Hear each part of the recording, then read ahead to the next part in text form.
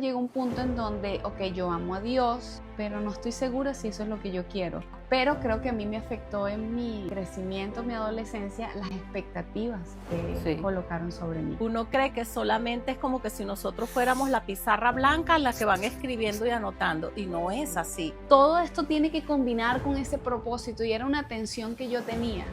Hoy en día me di cuenta de que el llamado en Dios no compite con nuestros deseos genuinos y los talentos que Dios ha puesto dentro de nosotros. Nosotros somos copartícipes de ese diseño. Totalmente. Y si nosotros no captamos y no asumimos la responsabilidad de lo que se está configurando en nuestro ser, pues sencillamente eso puede que no se llegue a dar. Él no estaba cumpliendo el propósito de Dios porque eran las expectativas del entorno donde estaba. Es que muchas veces nosotros recibimos y asumimos que eso es así sin cuestionar. Eso también carga un vacío muy grande, la falta de propósito. Si no estamos en nuestro destino en Dios y no vivimos en nuestro diseño, nosotros vamos a ser infelices.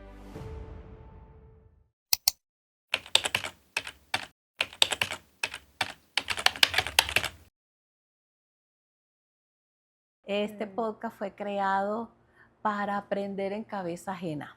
Wow. Para que nuestro público pueda entender que puede cambiar su guión de vida, que puede cambiar su destino y poder llegar a tener el propósito, a construir el propósito de Dios para su vida, además de tener herramientas que le permitan lograr ese proceso. Me encanta.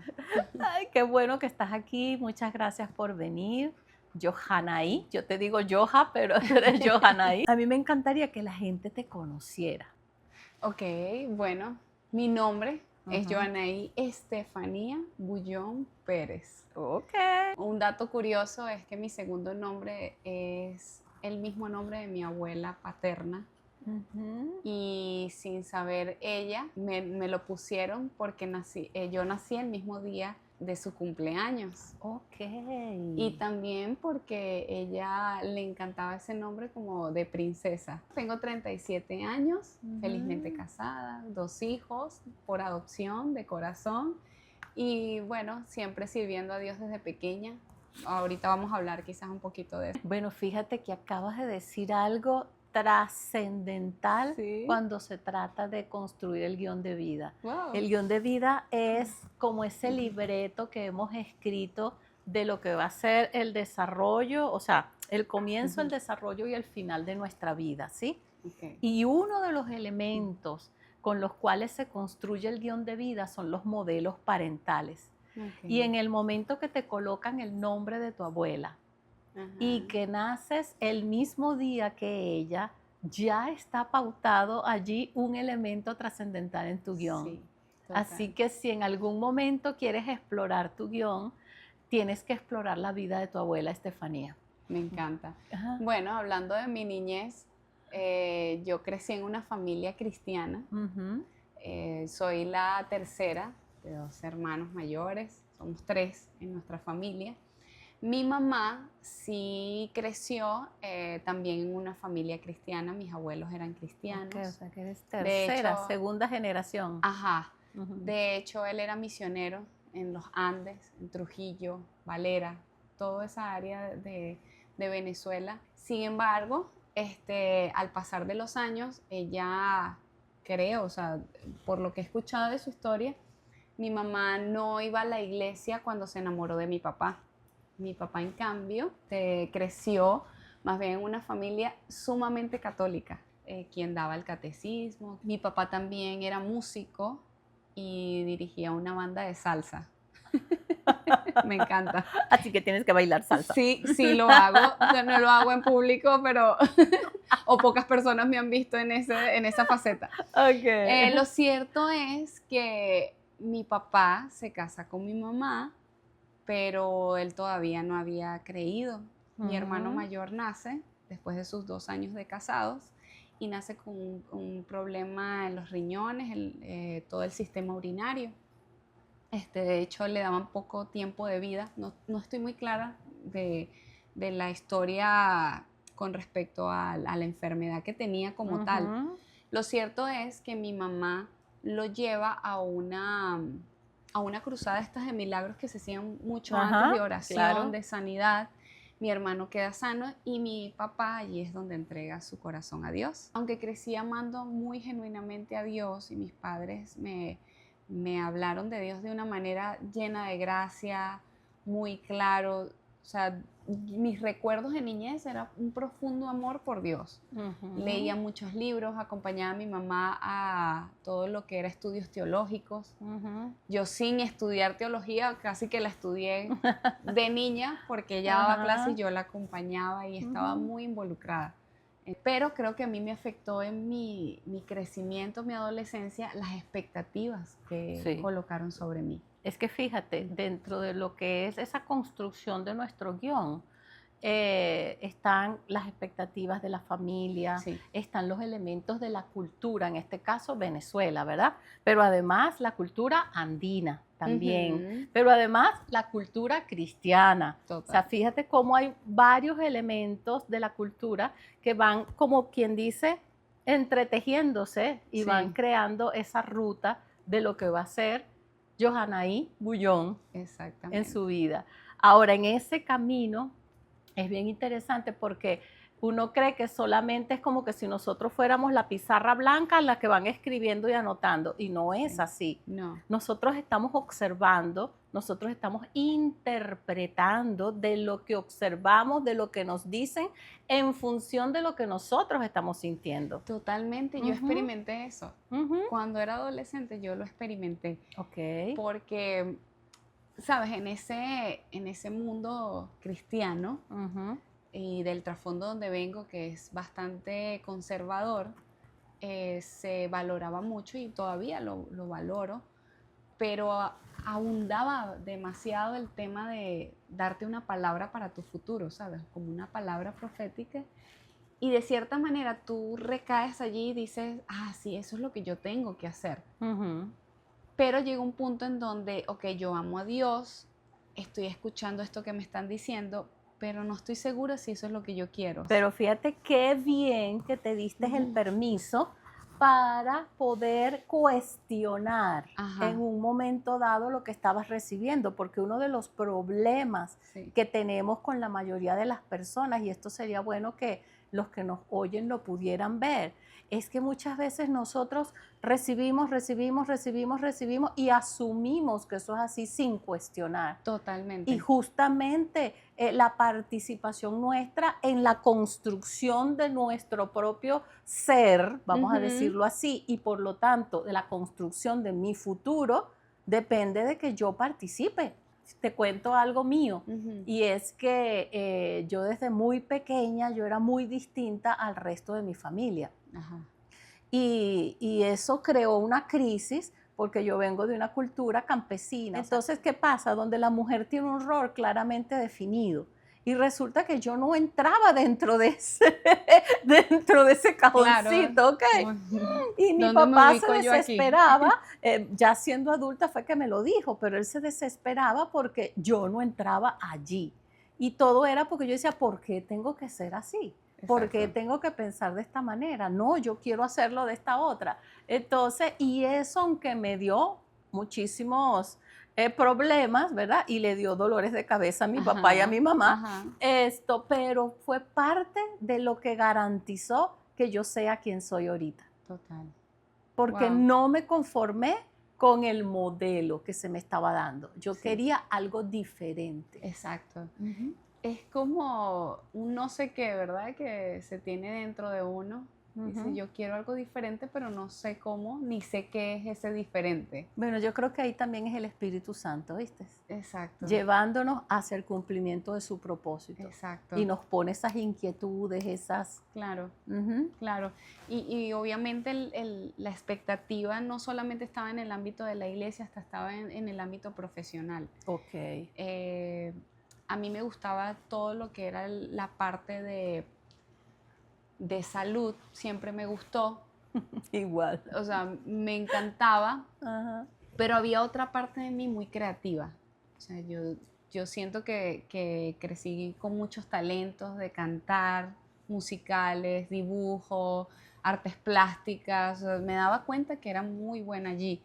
hasta en la gimnasia, o sea, en temas de deportes, era muy, sí, talentosa, pero todo era muy llevado a como que, ok, tienes este propósito en Dios enorme. Entonces, todo esto tiene que combinar con ese propósito y era una tensión que yo tenía.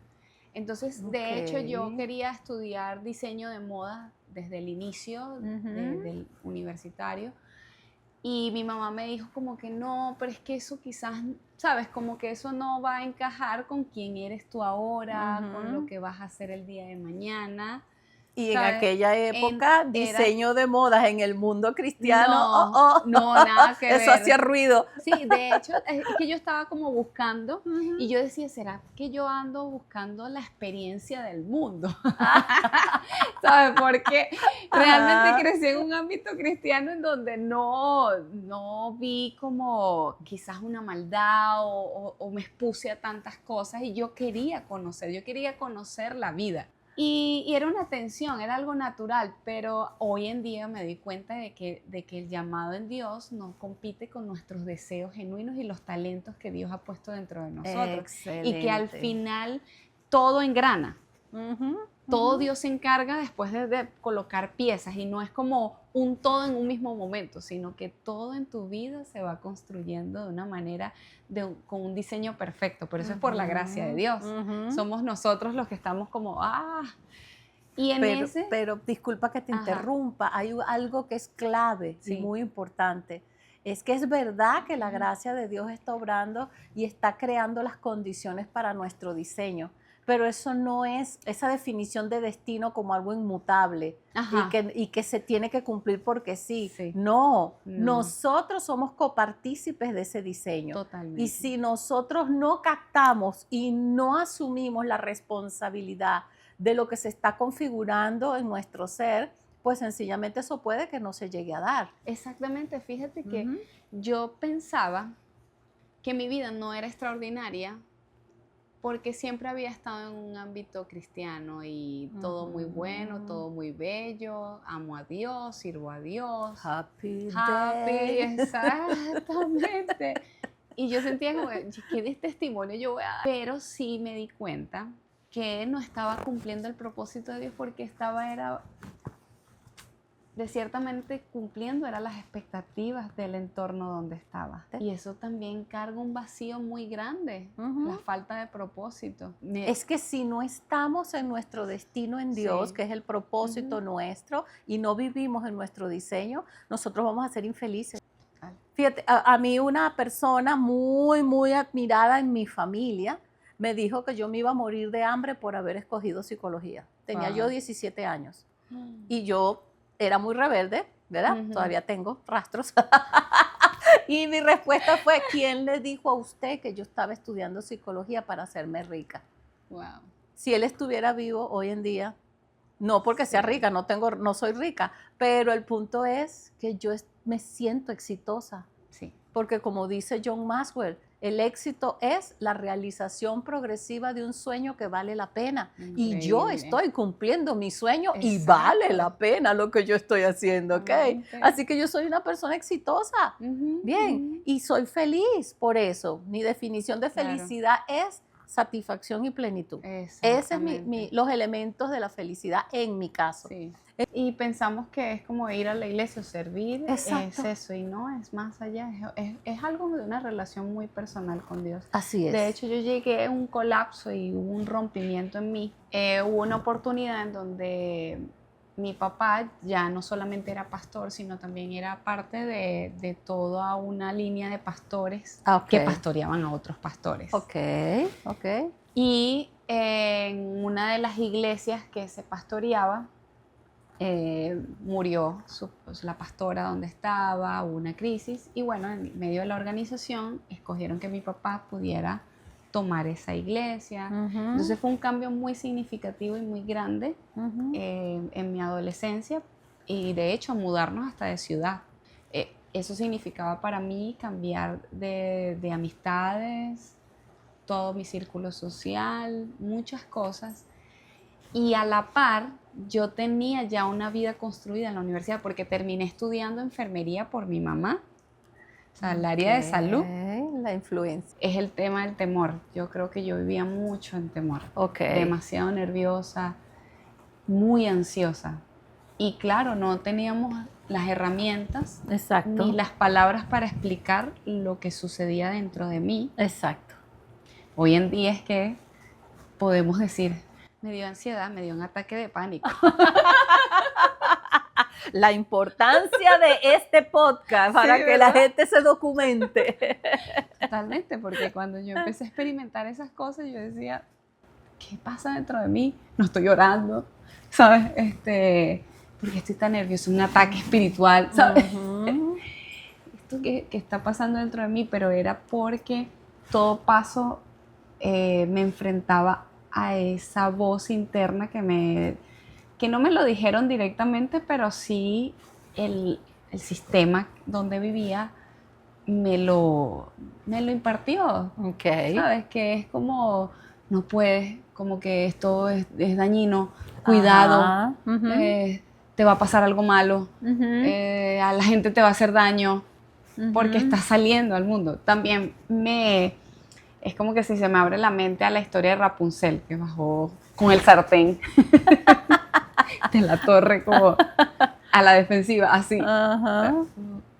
¿Qué me voy a deparar? Pero gracias a Dios me di la oportunidad también dentro de esas palabras.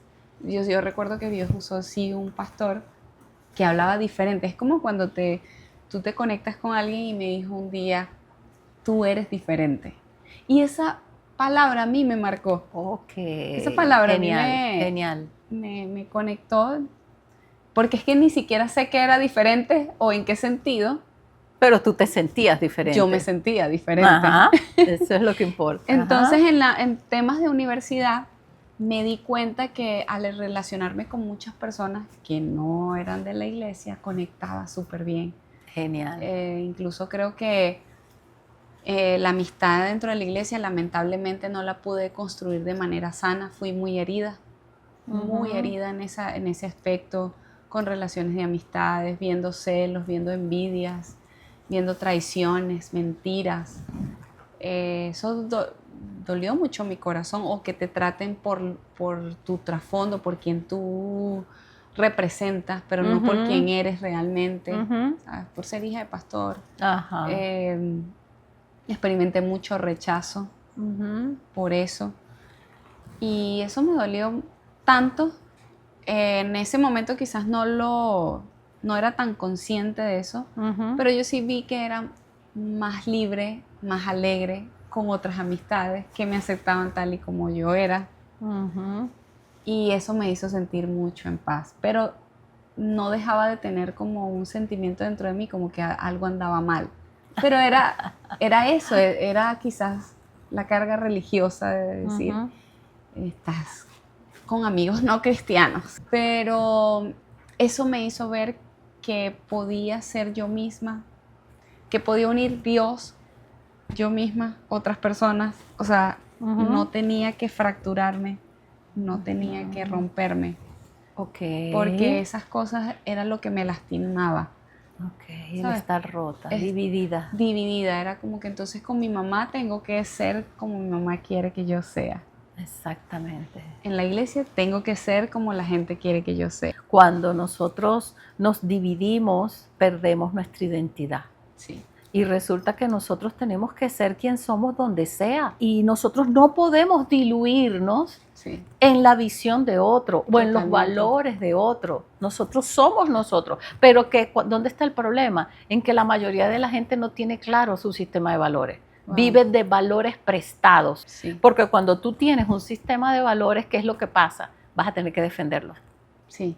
Porque tú tienes que Sí. vivir conforme a eso si quieres ser feliz. Yo creo que a mí sí me ayudó lo que mi papá me enseñó, o sea, de Dios y la relación con Dios. Eso creo que te fue dio lo la que base. que me dio la base. Que aunque estaba como escondida sobre un matorral, Contaminada quizás. contaminada, Ajá. pero sí había una semillita, y Perfecto. por más que haya algo tan chiquitico, igual eso tiene un gran fruto. Mi papá no me juzgaba. Y ahí incluso también entendí lo que era el significado del pecado. Ok. No significa nada más hacer cosas malas, es estar lejos de Dios. Si tú pudieras decir que hubo hitos en tu vida, o sea, momentos así que de alguna manera marcaron ese rumbo hacia donde te querían llevar y tú terminaste tomando un pedacito de aquí, ¿verdad? Otro pedacito de allá, pero al final construiste lo que tú querías construir. Hubo un momento en donde yo tuve un accidente en el metro de Caracas. Y yo recuerdo que ese día yo pensé, hoy en serio me iba a morir. En serio, el enemigo me quiere matar. En serio, o sea, esto es serio, pues. No es porque yo no ande haciendo cosas malas, todo va a estar bien. No, en serio, el enemigo me quiere destruir. En serio, puedo terminar mal en esto. Y fue porque en esas horas picos donde hay muchas personas, yo estaba con 2 compañeras más. Y una estación, recuerdo la estación Capuchinos, por cierto, yo no me iba a bajar, alguien con muchísima fuerza me empujó tan fuerte que yo caí entre el tren y el andén. Ese espacio, la pierna me llegó hasta aquí, hasta el muslo. Fue como si cuando tú le haces a la pasta dental así, todo subió hasta aquí, perdí el zapato, escuché, nadie me vio que yo me caí para que detuvieran el tren. Escuché la alarma y yo cerré mis ojos y fue como, me entrego, Dios.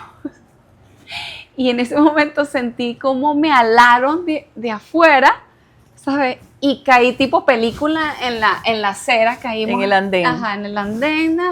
Caímos las 3 porque estaba con 2 compañeras. Ojo, mis 2 compañeras siempre han sido chiquiticas. Y ellas mismas me dijeron, yo no sé cómo te vimos, no sé de dónde sacamos la fuerza para sacarte de allí porque estabas presionada. O sea, la fuerza con que caí tenía la pierna presionada. No sabemos, o sea, nadie paró el tren, nunca.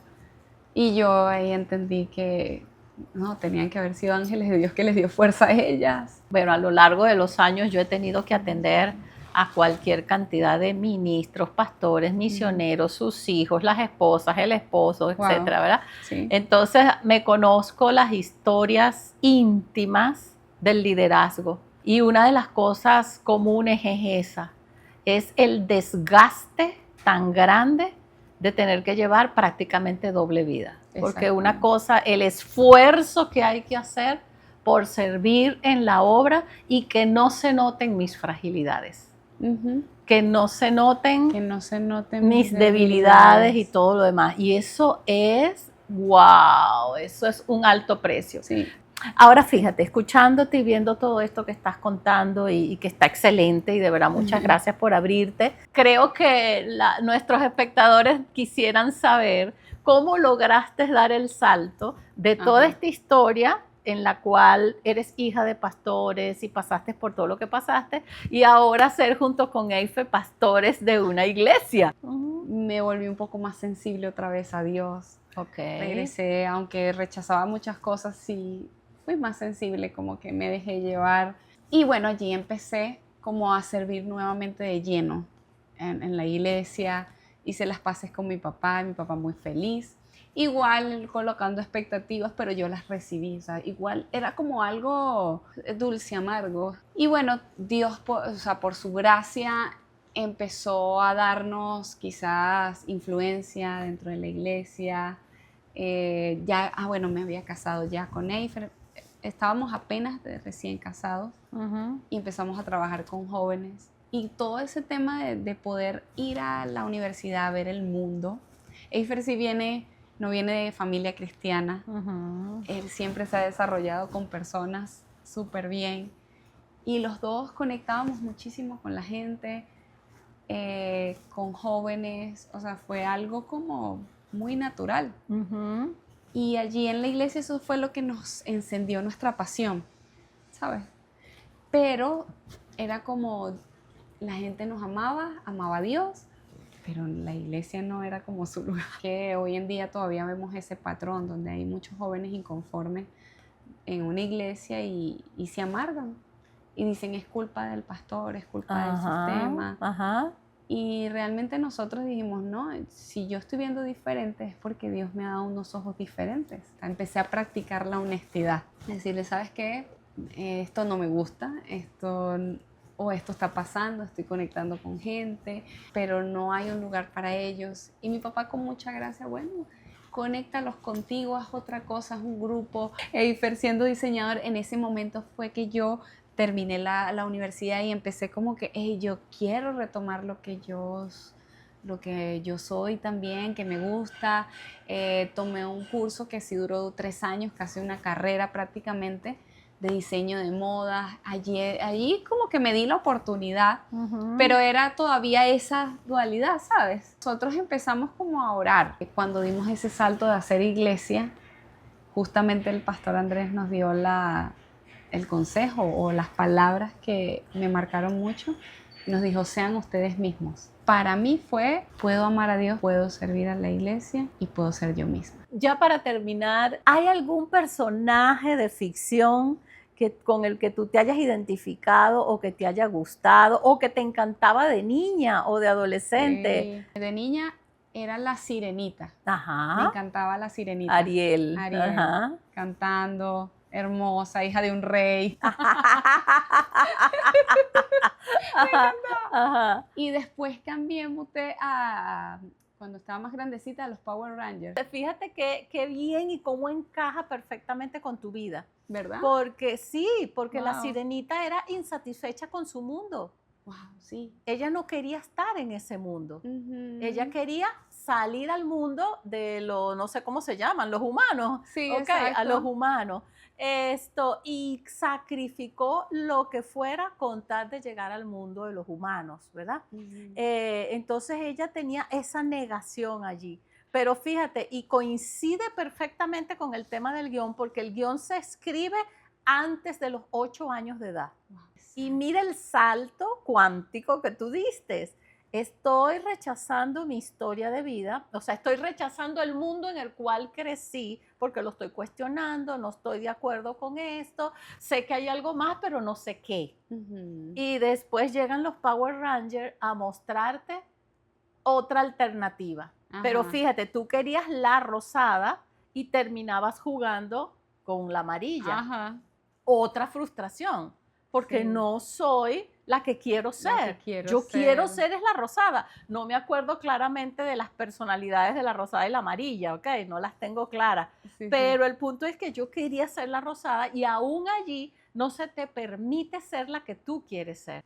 Era que yo no había aceptado que sí era la amarilla. Ay, muchas gracias, Yoja, por haber estado en este momento conmigo aquí y gracias con todos los que van a conocer de tu historia.